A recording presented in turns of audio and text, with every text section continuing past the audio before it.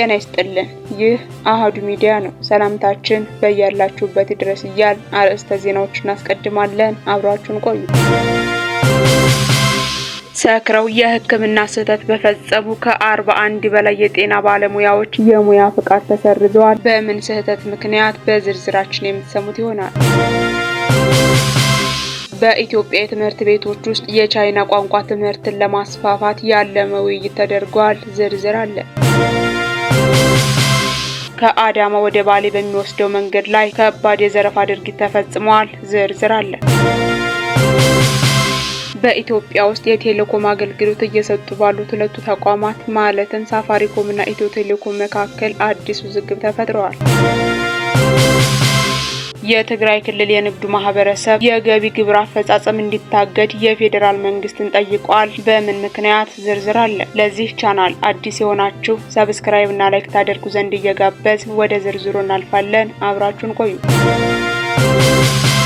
የትግራይ ክልል የንግዱ ማህበረሰብ በክልሉ ባለው ከፍተኛ ኢኮኖሚ ጫና ምክንያት የገቢ ግብር አፈጻጸም እንዲታገድ የፌዴራል መንግስትን ጠየቀ። የትግራይ ክልል የንግዱ ማህበረሰብ የገቢ ግብር ማሻሻያ አዋጅ ቁጥር 1395/2017 በክልሉ ያለውን ወቅታዊ የኢኮኖሚ እውነታ የማያንጸባርቅ ነው በማለት ወዲያውኑ እንዲታገድ ጠይቋል። የትግራይ ንግድና ኢንዱስትሪ ምክር ቤት እንዲሁም የትግራይ የዘርፍ ማህበራት ምክር ቤት ሐሙስ ዕለት በመቀሌ ለጋዜጠኞች በሰጡት መግለጫ አዋጁ ከጦርነት በኋላ በክልሉ ያሉ ነጋዴዎችና ድርጅቶች ከሚገጥሟቸው የኢኮኖሚ ሁኔታዎች ጋር የሚጣጣም አይደለም ብለዋል። የትግራይ ንግድና ኢንዱስትሪ ምክር ቤት የቦርድ አባል የሆኑት አቶ ቶማስ ዋሲሁንና ምክትል ፕሬዝዳንቱ ጸጋይ ሀዲጉ ማሻሻያው የንግድ ድርጅቶች በጦርነቱ ወቅት ያጋጠማቸውን ከፍተኛ ኪሳራ፣ የብድር ወለድ መጠን በእጅጉ መጨመርና ከፌዴራል በኩል እነዚህን ችግሮች ለመፍታት የሚረዱ ተጨባጭ እርምጃዎች አለመኖራቸውን ከግምት ውስጥ ሳይገባ መጽደቁንና ወደ ተግባር መግባቱን ተናግረዋል።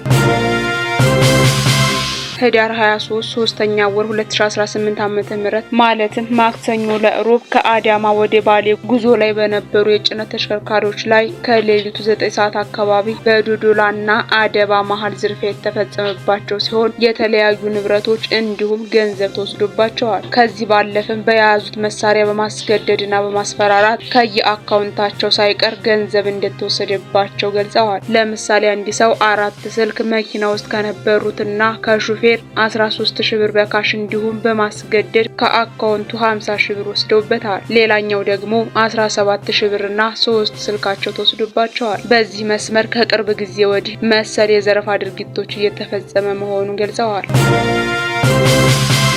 ኢትዮጵያና ቻይና በትምህርት ቤቶች ውስጥ የቻይና ቋንቋ ትምህርትን ለማስፋፋት ያለመ ውይይት አደረጉ። ኢትዮጵያና ቻይና በኢትዮጵያ የትምህርት ስርዓት ውስጥ የቻይንኛ ቋንቋ ትምህርትን ለማስፋፋት በሚያስችልበት ሁኔታ ላይ ውይይት አደረጉ። የትምህርት ሚኒስቴሩ ፕሮፌሰር ብርሃኑ ነጋ በታህሳስ 26 ቀን በጽህፈት ቤታቸው የቻይና የቋንቋ ትምህርትና ትብብር ማዕከል ዋና ዳይሬክተር ዩዩንፌን ከተማረ ልዑካን ቡድን ጋር ተወያይተዋል። ውይይቱ በሁለቱ የብሪክስ አባል ሀገራት መካከል ያለውን የትምህርት ትብብር ማጠናከር ላይ ያተኮረ ነበር። እንደ ትምህርት ሚኒስቴር መረጃ ዋና ዳይሬክተሩ ዩንፌንግ የሁለቱን ሀገራት የቆየ ግንኙነት እንዳላቸው ጠቅሰው ኢትዮጵያን የቻይና ስትራቴጂካዊ አጋር በማለት ጠቅሰዋል። የቻይና ቋንቋ ትምህርት በተለያዩ ዩኒቨርሲቲዎች እየተሰጠ መሆኑን ጠቅሰው ይህንን ሀገራቸው በሌሎች የትምህርት ተቋማት የማስፋፋት ፍላጎት እንዳላት ተናግረዋል። ይህ የቻይና ቋንቋ ትምህርት መስፋፋት ዜጎች በርካታ ቋንቋዎች እንዲያውቁ ከማድረጉም ባሻገር የህዝብ ለህዝብ ትብብርን በማጠናከር ረገድ ትልቅ አስተዋጽኦ ይኖረዋል ሲሉ ተናግረዋል። በምላሹ ፕሮፌሰር ብርሃኑ በዚህ ዓመት የመማር ማስተማር በሚጀምርባቸው 5 የፌዴራል ልዩ አዳሪ ሁለተኛ ደረጃ ትምህርት ቤቶች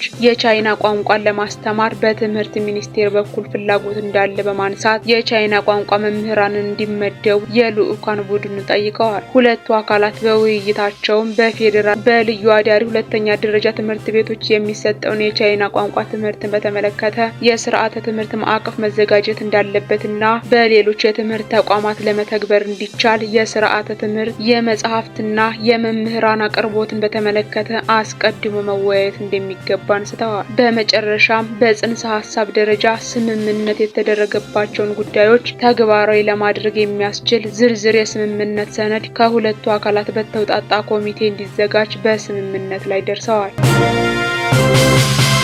በኢትዮጵያ ውስጥ የቴሌኮም አገልግሎት እየሰጡ ባሉት ሁለቱ ተቋማት ማለትም ሳፋሪኮም እና ኢትዮ ቴሌኮም መካከል አዲስ ውዝግብ ተፈጥሯል። ለዚህ ውዝግብ መንስኤ የሆነው ሳፋሪኮም የጀመረው አዲስ አገልግሎት ነው። ሳፋሪኮም በዚህ ሳምንት መጀመሪያ በሰጠው መግለጫ በስሩ የሚንቀሳቀሰውና የገንዘብ ማስተላለፊያ የሆነው ኤምፔሳ የኔትወርክ አጥርን መስበሩን አስታውቆ ነበር። እንደገለጸውም ኤምፔሳ ለሁሉም የሚል አፕሊኬሽን ያበለጸገ ሲሆን በዚህ አፕሊኬሽን አማካኝነት በኢትዮጵያ ውስጥ የሚገኙ ደንበኞቹ የኔትወርክ አጥር ሳይገድባቸው አገልግሎቱን መጠቀም ይችላሉ። ማለትም ኤምፔሳ ከዚህ ቀደም የሚሰራው በሳፋሪኮም ሲም ካርድ ብቻ ሲሆን አሁን በአዲሱ አፕሊኬሽን ግን በኢትዮ ቴሌኮም እንደሚሰራ የሚገልጽ መግለጫ ነው። ይሁንና ሳፋሪኮም ዛሬ ባወጣው መግለጫ ይህ አገልግሎት በኢትዮ ቴሌኮም ሲም ካርድ እንዳይሰራ መደረጉን አስታውቋል። በመግለጫውም ኤምፔሳ ለሁሉም የተሰኘውን አገልግሎት ወደ ስራ ከማስገባቱ በፊት በኢትዮጵያ ብሔራዊ ባንክና በኢንፎርሜሽን መረብ ደህንነት አስተዳደር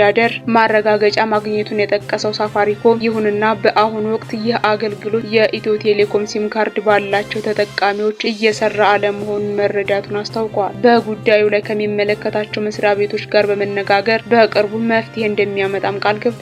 ኤምፔሳ በኢትዮጵያ ውስጥ ስራ የጀመረው እንደ ኢሮፓያን አቆጣጠር በ2023 ሲሆን በአሁኑ ወቅት 3.4 ሚሊዮን ደንበኞች ያሉት ነው። በዚህ ጉዳይ ላይ ኢትዮ ቴሌኮም ይህ ዘገባ እስከተጠናቀረበት ጊዜ ድረስ የሰጠው መልስ የለም።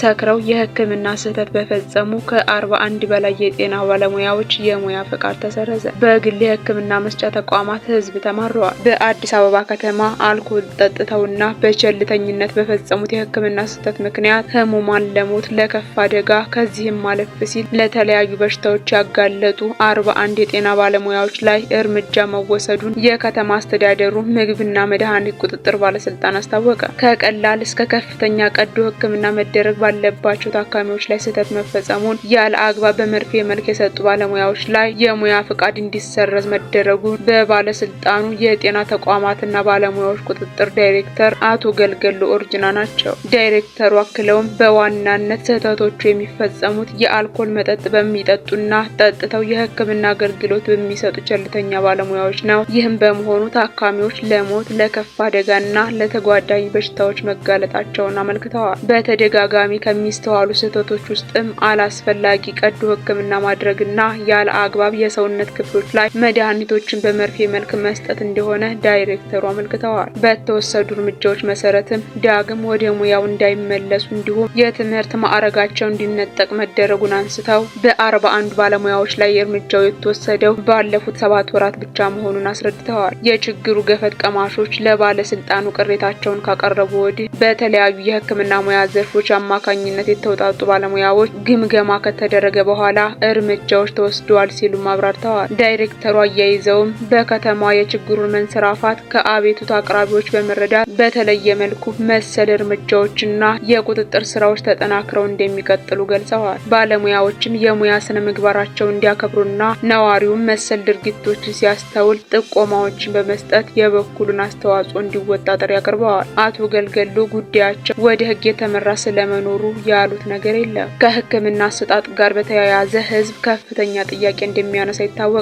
በተለይም በግል የሕክምና ተቋማት ውስጥ የሚጠየቀው ክፍያ፣ የአገልግሎት ጥራትና ለማሽኖችና ላቦራቶሪዎች ተደምሮ የሚጠየቀው ብር እጅግ የተጋነነና ሰዎች ለጤናቸው ከየትም ብለው ይከፍላሉ በሚል የሚከናወን ሙያዊ ዝርፊያ እንደሆነ በስፋት ምሬት ይታያል።